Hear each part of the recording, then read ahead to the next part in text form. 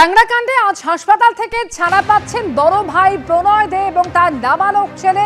Police সূত্রে এমনই খবর এবং সম্পূর্ণ সুস্থ নন বলে প্রণয়কে সরকারি হাসপাতালে ভর্তি করা হবে। তবে ছোট ভাই প্রসূন এখনো রুবি জেনারেল হাসপাতালে ভর্তি রয়েছেন তিনি এবং তিনজনকে আজকে জিজ্ঞাসাবাদ করা হতে পারে বলেও পুলিশ সূত্রে খবর পাওয়া যাচ্ছে।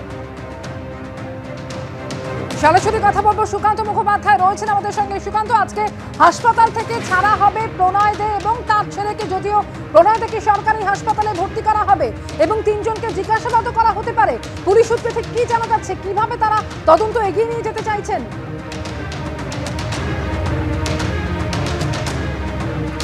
দেখো, 19 তারিখে দুর্ঘটনার পরে গড়ফা থানা তরফে বাইপাস থেকে সরাসরি কিন্তু রুবি হাসপাতালে ভর্তি করানো হয়েছিল দুই ভাই, অর্থাৎ প্রণয় দেকে এবং তার ভাই প্রসূন দেকে। তার পাশাপাশি দুর্ঘটনাগ্রস্ত গাড়ি থেকে প্রণয়ের নাবালক সন্তান ছেলে তাকেও কিন্তু এখানে নিয়ে আসা হয় এবং 19 তারিখের পর থেকে আজকে 4 দিন টানা তারা কিন্তু আইসিইউতে ভর্তি রয়েছেন এই রুবি হাসপাতালে। কিন্তু হাসপাতাল সূত্রে যেটা জানা যাচ্ছে যে প্রণয়কে এবং তার ছেলে তারা কিন্তু এখন যথেষ্ট স্থিতিশীল তাদের শারীরিক কন্ডিশন এবং সেই কারণে তাদের কাছে ছাড়া হবে। গতকালকেই তাদেরকে কিন্তু জেনারেল বেডে ট্রান্সফার করে দেওয়ার কথা ছিল, এমনটাই হাসপাতাল পুলিশকে জানিয়েছিল। তার কারণ তারা যে ডাক্তার বা যে চিকিৎসকের আন্ডারে ভর্তি রয়েছেন তিনি কিন্তু সাফ জানিয়ে দিয়েছেন যে তাদেরকে আর আপাতত হাসপাতালে ভর্তি রেখে ট্রিটমেন্টের দরকার নেই। কিন্তু যেহেতু অত্যন্ত সেন্সিটিভ বা অত্যন্ত স্পর্শকাতর এই কেস, সেই কারণে তাদেরকে গতকালকে হাসপাতালের তরফে সিদ্ধান্ত নেওয়া হয় যে তাদেরকে কোনো জেনারেল বেডে তাদেরকে শিফট করা হবে না, তাদেরকে আইসিইউতেই রাখা হবে। এবং আজকে P4 insulated water tanks, kitchen and bath fittings, বিশুদ্ধ জল, সুস্থ জীবন, P4 আজীবন।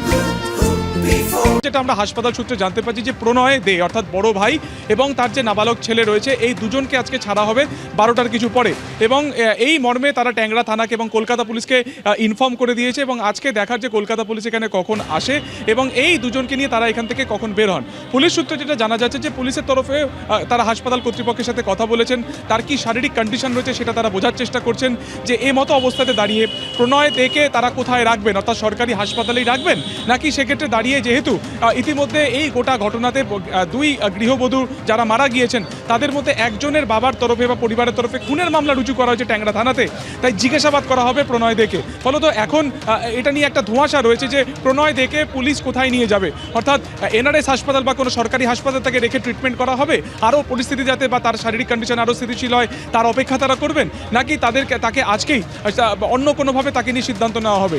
তার পাশাপাশি নাবালক সন্তান অর্থাৎ তারও কিন্তু একাধিক চোট রয়েছে শারীরিক, তার ডান হাতে অপারেশন হয়েছে, বা হাতেও তার কিন্তু অপারেশন হয়েছে, তাছাড়া অ্যাক্সিডেন্টের অভিজ্ঞতা তার ডান কাঁধ কার্যত চির খেয়ে গিয়েছে।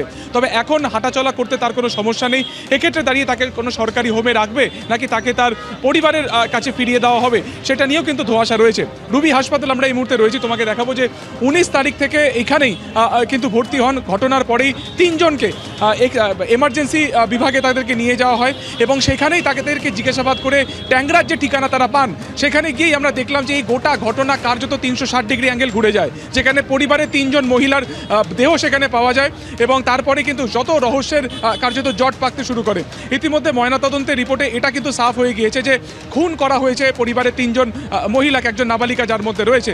এমতো অবস্থাতে এই খুনের ঘটনার সাথে পরিবারের যারা জীবিত সদস্য তাদের কোনো হাত রয়েছে কিনা বা তাদের বাইরে চতুর্থ কোনো ব্যক্তি রয়েছে কিনা সেটা জানা কিন্তু পুলিশের কাছে অত্যন্ত প্রয়োজন এবং সেই কারণে পুলিশ ইতিমধ্যে রুবি হাসপাতালে ভর্তি থাকা অবস্থাতে 2 দফায় এই 3 জনের বয়ান নিয়েছে এবং আজকেও কিন্তু 3 জনের সাথে কথা বলার কথা রয়েছে।